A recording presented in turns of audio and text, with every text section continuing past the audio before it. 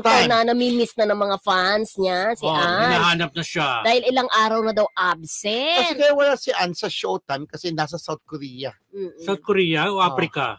South ewan ko din nag-text sa akin siya basta sa South something.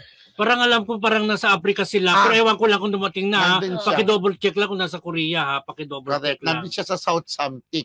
Pero yun nga sabi nila yung mga netizen na iba pa rin daw kapag nasa It's Showtime si Ann. Iba yung batuhan nila ni Vice. Di ba yung bardagulan nila, asaran nila? Tsaka minsan yung sa sobrang pagod niya, yung inaantok siya kahit on air. Inaasar siya nila ni Vong tsaka ni Jong. Ang sabi? Na inaantok minsan yung yung index card na hawak na nahuhulog dahil inaantok ng gan. Kumbaga, tapos humihikab. Iba yung bardagulan nila sa show. Correct. Kumbaga gamay na nilang isa't isa. Yes. Lalo yung bardagulan ni Ann at tsaka ni Vice, diba? Na lagi siyang niloloko, pati yung kanyang bibig na malaki-laki. Diba? Saka yung pagiging bulol. Oo. Kasi pag nagpapasa siya ng spill, diba? Pero yun, asara na as friendship lang naman na natural pa na nangyayari, di ba?